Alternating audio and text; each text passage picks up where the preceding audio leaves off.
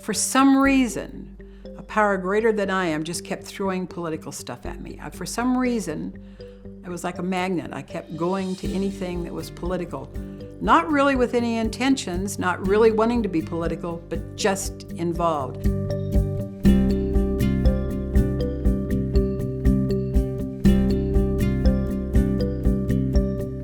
Sam Haley, and this has been back in the had to be the early 1950s. I think I was in the 8th grade, maybe. And he was head of the legislative administration. I'm not sure what his title was, but I remember Sam so well. And he recruited volunteers from the junior high school to come to the Capitol building in the evenings for only 2 hours, at which time we assembled all of the bills that had been typed up. In those days, they didn't have a way to print the bills. They were all laid out on a long, long table. And we just walk around the table and pull pages and staple them, and pull pages and staple them. And I became totally fascinated with all that writing was. What was that all about? Sam gave me some to read, which back in junior high school didn't mean a whole lot to me, but it did fascinate me. And that was my first experience. And even though we were in the basement of the Capitol building, I just absolutely fell in love with that building. It meant a lot. I wasn't sure what, but I knew it meant a lot. I was very much into Girls State in those days, and I'm not positive how it's run these days, but back then it was run by the American Legion Auxiliary, and the whole intent was to help educate us kids what government was all about and what roles we could play in it. I got elected. They took 2. We only had 2 high schools at the time. They took 2 from each high school. I was fortunate enough to be elected as one of them. We went to Girls State. We stayed in Lausanne Hall at Willamette University along with girls from all over the state.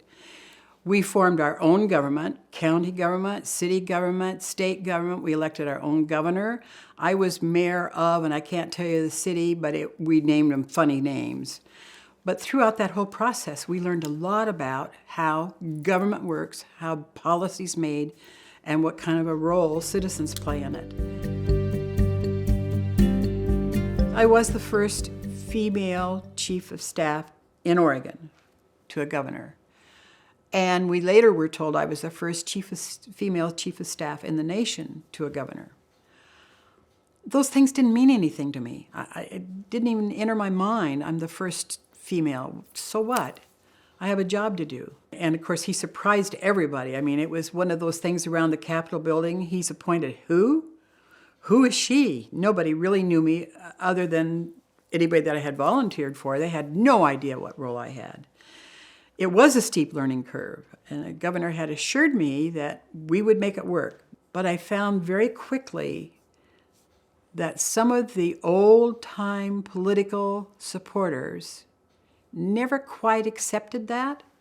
They would introduce me as the governor's secretary, and that would make Governor Atiyeh so angry. He would call that person up and let him know that I was not secretary, I was chief of staff, and I'd say, let it go, it's not a problem. The governor, when I went to work for him after he'd been in office for 2 years, was having concerns about the then chief of staff.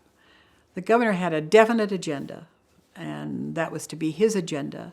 And when I did go to work for him, he let me know without doubt that it's his agenda, not my agenda. My job was to make sure his agenda got carried out.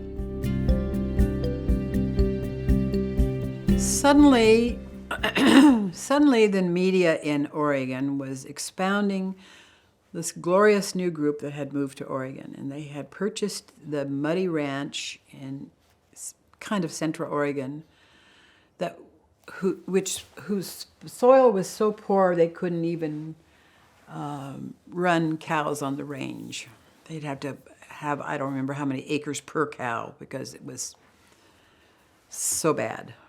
They purchased this huge big ranch, and they were going to develop this absolute mecca of they were going to grow all their own food, and oh my gosh, the media was so excited about it, how wonderful this was going to be, and they were going to be self-sustaining and their own little community.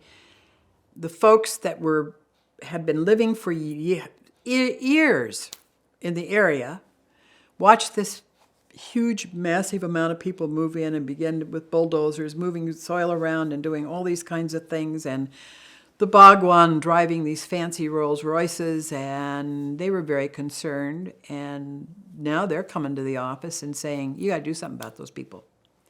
They're carrying rifles, they're threatening, they're coming to take over. Well, one was one extreme and one was the other extreme. Well, the situation got nastier and nastier, and as you well know if you read past reports, that they just got more threatening, and they were all over the Capitol building, infiltrating everything they could infiltrate, including our office. At one point, we were convinced they had bugged our offices. State police did find a bug, so they obviously had gotten in there somehow. They were going to take over the Dows. If you remember, they poisoned the salad bars. Whatever happened that turned things around and convinced them to leave, I think it was a combination of things. They knew they were losing. They weren't getting their way with the governor, and they weren't going to get their way with the governor. I think they were absolutely certain of that. I think that because Sheila wasn't accomplishing what the Bhagwan wanted her to accomplish, they were beginning to have trouble between the two of them. And when she absconded, then I think Bhagwan got concerned and decided to get out. Now, who knows what they had planned after that? And I don't think we'll ever know. We knew we had to change the economy in Oregon. In spite of the recession, which affected every state, we were affected more than others because we relied on timber, we relied on agriculture, and believe it or not, we relied on the fishing industry, all of which had fallen. And we had no backup. There was nothing to back up our economy.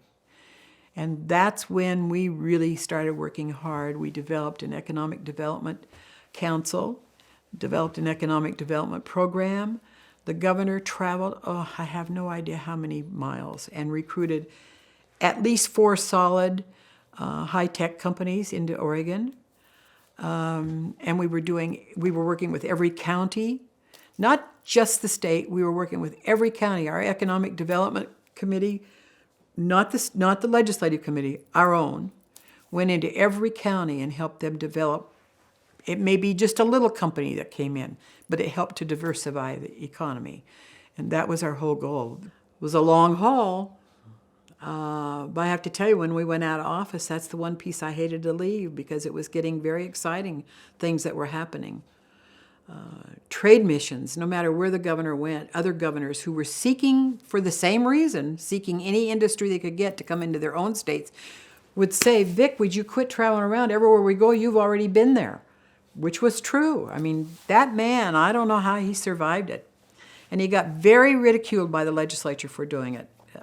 The Trade and Economic Development Department called him Trader Vic, not for nice things, for bad things. He went to Japan, he went to China, he went anywhere he went, could possibly go to attract new industry into Oregon. He developed a special council up in the Portland area to work with high tech and science and help to recruit companies in. Yes, it's a younger generation. They think differently than I did. They do differently than I did, and that's okay. I mean, that's life. We can just keep moving forward. But where is the thought all the time, how can I make this country better? Not just for me, but for everybody. I have a cause, and I may work on my cause, but I better be sure that that cause is good for the majority of people.